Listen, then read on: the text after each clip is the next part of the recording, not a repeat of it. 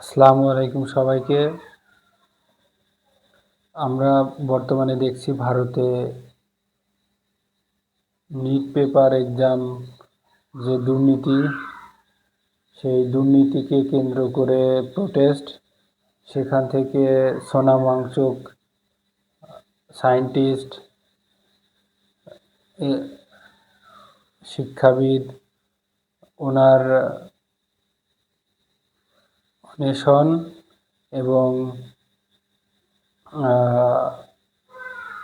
now he was kidnapped by India's government.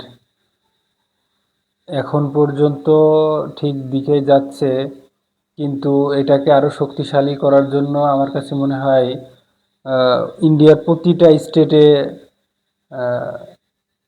প্রতিটা স্টেটে এইভাবে আন্দোলন গড়ে তুলতে হবে।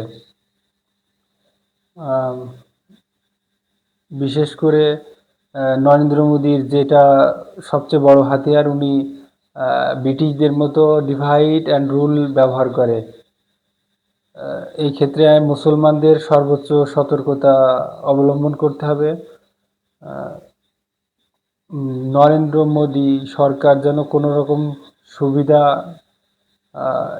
নিতে না পারে, মুসলমানদেরকে ব্যবহার করে এর সুবিধা নিতে না পারে। এই জন্য মুসলমানদের বিশেষ করে সতর্ক থাকতে হবে।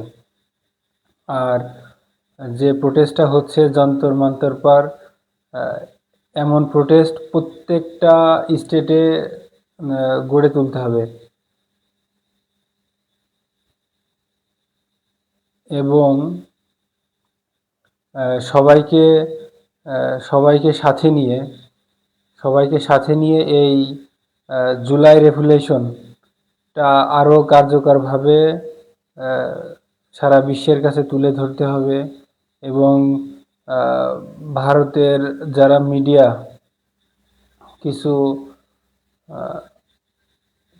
কিছু হলুদ মিডিয়া আছে 4-5টা, ওইগুলো বাদে যারা মিডিয়াতে আছে ভারতে, তাদেরকে এখানে গুরুত্বপূর্ণ ভূমিকা পালন করতে হবে। সাথে সাথে এখানে ব্রিটিশদের যেভাবে তাড়ানো হয়েছিল, সেভাবে হিন্দু মুসলিম এক হয়ে এটাকে রুখতে হবে। তার কারণ মোদির একমাত্র হাতিয়ার হচ্ছে হিন্দু মুসলমানদের মধ্যে একটা গ্যাঞ্জাম লাগিয়ে দিয়ে উনি হচ্ছে যে সবসময় এই পর্যন্ত রাজত্ব করে আসছে। ওনার প্রধানমন্ত্রিত্ব দেখি নির্বাচনের আগে ওনার প্রধান হাতিয়ার হচ্ছে হিন্দু মুসলিমদের ভিতরে একটা গ্যাঞ্জাম লাগিয়ে দেওয়া। তারপরে জাতির জাগরণ, নানান ঘটনার মাধ্যমে উনি হিন্দু মুসলিম বিভেদ করে এই পর্যন্ত ক্ষমতায় টিকে আছে। কিন্তু নরেন্দ্র মোদীর যে হাতিয়ারটা, যে হিন্দু মুসলিম ডিভাইড করার মাধ্যমে, এটাকে যেহেতু ইন্ডিয়া হিন্দু সনাতন সংখ্যাগরিষ্ঠ দেশ, সেহেতু হিন্দু ভাইদের কাছে অনুরোধ থাকবে যেন নরেন্দ্র মোদী কোনোভাবে এই সুযোগটা নিতে না পারে যে হিন্দু মুসলমানদের মধ্যে বিভেদ সৃষ্টি করার মাধ্যমে তার যে আন্দোলনটা চলছে, এটাকে দমাবে সে। ইতিমধ্যে আমরা দেখছি যন্তর মন্তর এর ওখানে ককরোচ জনতা পার্টির প্রধান উনিও অনশনে গেছেন এবং তার সাথে সাথে অনেক ছাত্রছাত্রী তার সাথে অনশনে বসছে। এখানে এটাকে আরও বিস্তৃতি করার জন্য ভারতের সব স্টুডেন্ট এবং সব পেশার মানুষকে এখানে একসাথে হয়ে কাজ করতে হবে। কৃষক, শ্রমিক, শিক্ষক, আম জনতা, বিশেষ করে এখানে ছাত্রদের ভূমিকা সবচেয়ে বেশি, যেহেতু ছাত্ররাই সবচেয়ে বেশি ক্ষতিগ্রস্ত। 21 বছরের একটা ছেলেকে দেখলাম, সে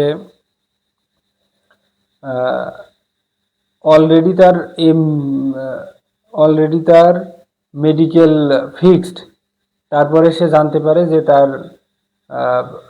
পেপার লিক হওয়ার কারণে তার এক্সামটা ক্যান্সেল হয়, যার কারণে সরকার এটাকে রি এক্সাম করার জন্য দেয়, কিন্তু সে মানসিকভাবে ভেঙে পড়ে এবং সে মারা যায়। দেখলাম তার ছোট ভাই প্লে কার্ড নিয়ে সে রাস্তায় নামছে। এই যে এই যে একটা একটা জীবন চলে গেল, এর মূল্য কে দেবে? এইখানে ছাত্রদের ভূমিকা সবচেয়ে বেশি গুরুত্বপূর্ণ আমি মনে করি। এবং শুধু দিল্লিতে না, সারা প্রত্যেকটা স্টেটে, ভারতের সব জায়গায় এরকম আন্দোলন তৈরি করতে হবে, না হলে এটা সম্ভব না। আর এই এরকম ফ্যাসিস্ট সরকারের পতনের জন্য আমার কাছে মনে হয় ছাত্রদের ভূমিকা এবং হিন্দু সংখ্যাগরিষ্ঠ দেশ ইন্ডিয়া, इंडिया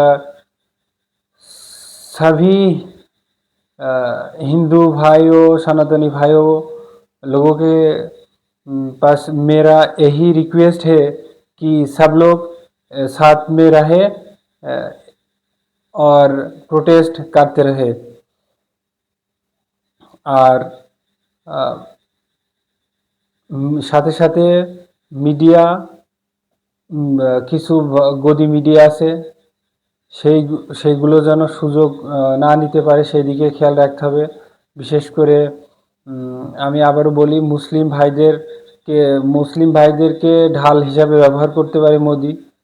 সেই ক্ষেত্রে মুসলমান ভাইদের সতর্ক থাকতে হবে যেন কোনোভাবেই গদি মিডিয়া বা মোদি সরকার এটার ফায়দা নিতে না পারে।